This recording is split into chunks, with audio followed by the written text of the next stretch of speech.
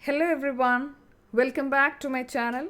So today's topic is From Work to Text, written by Roland Barthes. So as you all know, Roland Barthes is a groundbreaking French literary theorist and philosopher whose work fundamentally reshaped the way we think about language, literature and culture. His theories actually challenge traditional ideas about authorship and meaning, giving readers a new kind of freedom. So, born on November 12, 1915, Roland Barthes studied at the University of Paris, where he took a degree in classical letters in 1939 and in grammar and philosophy in the year 1943. So, his first book was translated as Writing Degree Zero, and Roland Barthes is widely recognized as a key figure in post-structuralist thoughts as he departs from the ideas of structuralism. So, Barthes is found to challenge the strict boundaries of structuralism. So, when it comes to Barthes' transition, his thoughts evolved within the frameworks of structuralism initially, as he was influenced by Ferdinand de Saussure's linguistic theories. Barthes' early work, like mythologies, dictates cultural phenomena as systems of science, demonstrating how they function within a larger structure of meaning. So, as Barthes' thoughts evolved, he challenged structuralist approaches, rigidity, and restricted classification. So, his transition towards the instability and plurality of meaning led to his affiliation to post-structuralism. So, his phenomenal essay, The Death of the Author, also critiques the traditional approaches to language and literary criticism. So, what are the post-structuralist ideas of Barthes? So, in his very famous The Death of the Author, Barthes questions the traditional concept of the author as an authentic source of meaning in a text. He highlights that the author's original intentions and biography should not be considered as the ultimate interpretation. So, as a post-structuralist, Barthes claims the interaction between the text and the reader, which he believes to result in the decentralization of the author, thereby emphasizing the role of the reader. This, according to him, results in plurality of meaning.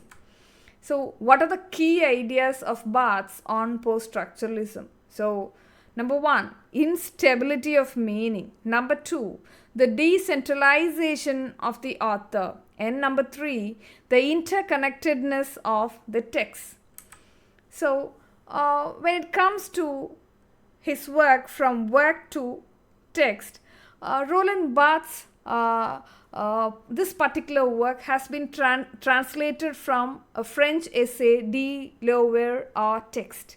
And this particular work distincts the traditional concept of the literary work to the more abstract and more fluid concept of the text that actually offers multiple meanings.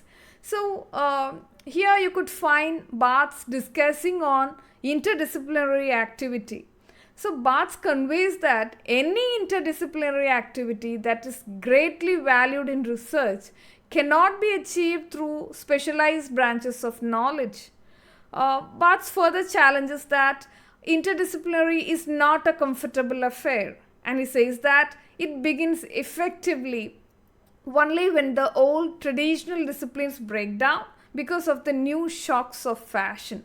So he states Freudianism and Marxism as the breaking changes that have occurred in the last century, and he profoundly laments that such a change has not been witnessed in the last 100 years. So Barthes claims that the repetition of the traditional notion of work should come to an end.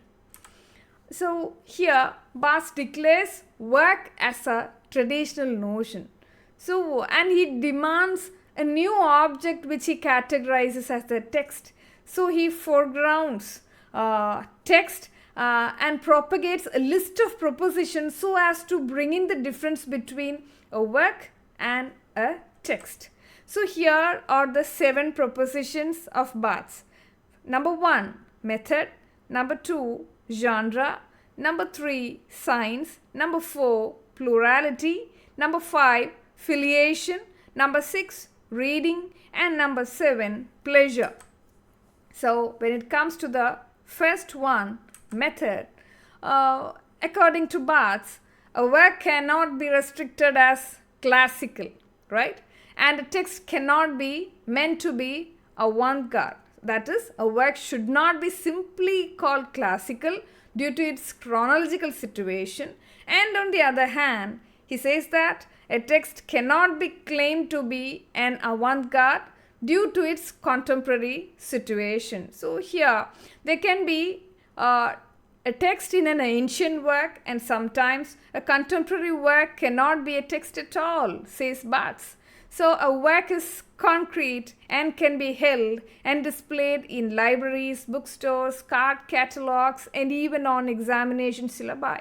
Whereas, on the other hand, a text is held in language and it can be demonstrated, asserts Barthes. So also, a text is experienced only through activities in a production. And now comes the second part, genre. So here too he differentiates a work from a text. So according to him, a work is restricted and confined to age-old classifications. Whereas here, a text cannot be restricted or confined to hierarchies and age-old classifications. So here, coming back to the work, he gives us an example. Barthes gives us an example how to classify the writer George Bataille. So he questions, is he a novelist? Is he a poet? Is he an essayist? Is he an economist? Or is he a philosopher? Or is he a mystic? The answer is so uncertain, says Barthes. So here, when we come back to the text, he says that a text locates itself behind doxa. By the way, what do you mean by a doxa?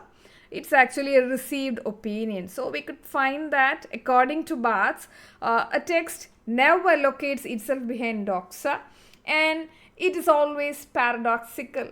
Here, according to him, a text surpasses the limit of rationality and readability. And now comes the third part called the sign. So here too, Barthes asserts that the work settles upon a signified. The signified is said to be secret and final. On the other hand, a text practices an infinite postponement of the signified. According to Barthes, the text is dilatory. So here, when Roland Barthes refers to a text as dilatory, he implies that the text does not rush to deliver a straightforward meaning or narrative. Instead, it delays, it digresses, and meanders, inviting the reader to engage in a more active and interpretive reading process, right? So, a dilatory text often contains a wealth of references. So, not confiding or settling upon a signified. So, here, a dilatory text contains a wealth of references, allusions, and layers of meaning. It requires the reader to pause, reflect, and to make connections, so that this delays the reader's comprehension, so that it can encourage a more nuanced and enriched understanding. So a text is noted for the serial movements of dislocations, overlapping, and variation. So Roland Barthes asserts that the text is restored to language, and he is emphasizing a shift in focus from the traditional notion of a text as a fixed, coherent, and singular work of an author to an understanding of the text as an open, dynamic, and multifaceted entity rooted in the structures and play of language itself, right? So here, by restoring the text to language, Barthes highlights the intertextual nature of all texts. And now comes the fourth part, plurality. So, according to Barthes, the text is plural.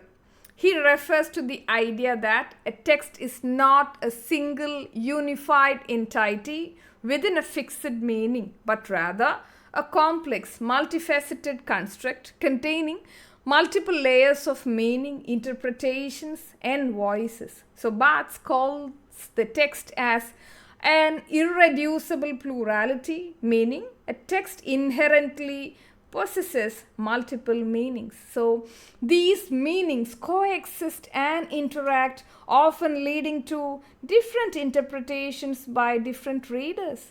This multiplicity is a fundamental characteristic of the text and cannot be boiled down to a single unifying meaning, says Barthes. So here Barthes projects the reader as an ideal subject. So here he suggests that the reader of the text might be compared to an ideal subject, as he emphasizes the role of the reader in engaging with the text in a relaxed, open and unstructured manner. He also calls the reader a fairly empty subject who strolls along a hillside at the bottom of which flows a wadi to explore varied, I quote from the text, lights, colors, vegetation, heat, air, tenuous explosions of sounds, tiny cries of words, children's voices, etc.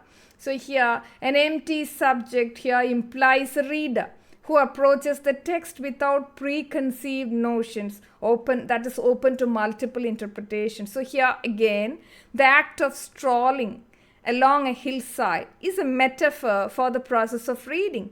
Just as a stroll is leisurely and allows for observation and reflection, reading a text can be an exploratory journey where meanings are discovered gradually.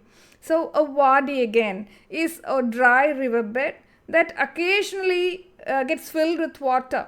It represents something that can be empty and full at different times, much like a text that can be filled with different meanings depending on the context of the reader's interpretation. So in Barthes' view, a text is a site of plurality where multiple meanings coexist. The fairly empty subject, the hillside, and the wadi together symbolize the open and dynamic nature of textual interpretation. So the text, that is the hillside, has depth, that is wadi, and potential waiting to be filled with meaning by the reader, that is, who is the reader here again? The fairly empty subject, right? So according to Barthes, a text can be a text only in its difference. As he asserts, the reading of a text is simulfactive. Simulfactive reading actually refers to a reading process that occurs in a single moment or instant, suggesting a sudden or immediate engagement with the text. So this term emphasizes the spontaneity and immediacy of the reader's interaction with the text. So Barthes highlights the concept of intertextuality, which refers to the way texts are interconnected and influenced by other texts. A text is not created in isolation, but it is woven together with quotations, references, and echoes. So Barthes treats the text as a plural or demonic texture to emphasize that texts are not singular or monolithic, but are instead characterized by a plurality of meaning. So the term demonic is metaphorical, suggesting a texture that is intense, vibrant, and perhaps even unsettling. So it implies a text that is filled with energy, contradictions, and complexities that challenge conventional interpretations. So Barthes encapsulates the idea of a text that is multifaceted, dynamic, and very much challenging. It suggests a richness of meaning, intertextual complexity, and the potential for diverse interpretations that characterize texts as vibrant and engaging entities in literary discourses. And the fifth part is filiation. So Barthes argues that the work is preoccupied in the process called as filiation. Filiation involves ownership, hierarchy, authenticity, and fixed meaning. Here the author is projected as the father and owner of his work, and evaluation is based on the author's popularity, biographical context, and intention. So here Barthes criticizes that the work belongs to the author and its interpretation is confined within the yardstick set by the author's identity and authority. On the other hand, he claims that the text is devoid of any filiation. So according to him, the text deviates from traditional affiliation as the author is no longer the central figure. As Barthes asserts again, the text can be read without its father's guarantee. Right? Also, the text can be broken to adhere to intertextuality. And as he further asserts, intertextuality abolishes inheritance and the author is no longer privileged and therefore he is just a paper author. See, these quoted works are taken exactly from the text. You can make use for the references. Well, the sixth part is reading. So, according to Barthes, the work is just an object of consumption. And here there's a spelling error, it's N at the end. Okay, so Barthes often considered literary works as products that are consumed by readers. The work is something created by the author and then passively received by the reader, whereas a text involves the actual operation of reading. The text decants the work from consumption and recuperates it as play, task, prediction, and practice. So this is how he is differentiating a work from a text. So Barthes believed that a truly engaging text with the so-called play, task, prediction, and practice blurs the line between the roles of writer and reader. Here, Barthes envisions a relationship between writing and reading that is both interactive and participatory. And according to him, the text is not a finished product handed down by the author, but a space. See, I say again, it's a space. A text is a space where multiple meanings can be generated. This requires readers to be active participants, co-creators of the text meaning, rather than passive recipients. So instead of seeing reading as a passive activity, where the reader simply absorbs information, Barthes saw it as an active dynamic process where the reader engages with the text, contributing to its meaning. So this interaction makes the reader almost a co-author of the text. So Barthes also says that the reader plays at the text, becoming an active participant in creating meanings. So reader seeks to uncover a hidden authorial message as the reader engages with the text in a dynamic process of interpretation. So now comes the seventh part, pleasure. So Barthes acknowledges that there is pleasure in reading certain works by authors like Proust, Flaubert, Balzac, and Dumas. This pleasure is derived from the aesthetic and narrative qualities of the works. However, he considers this pleasure to be partly a pleasure of consumption. This means that while reading these works can be enjoyable, it is a passive experience where the reader consumes the content as it is without engaging in its production or reinterpretation. So he notes that while one can read and enjoy classical authors, there is a recognition that one cannot write the same way today.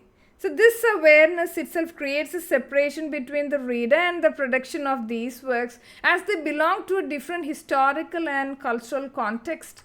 And in contrast, the pleasure of the text is described as pleasure without separation. Got it? So this refers to an active and participatory pleasure where the reader is engaged in the production of meaning, not just in the consumption of a finished product. So the text is seen as a space where language is fluid and dynamic and allowing for a more interactive and immersive experience. So Barthes suggests that the text as a space where no single language or discourse dominates and offers a model of social relations based on equality and transparency.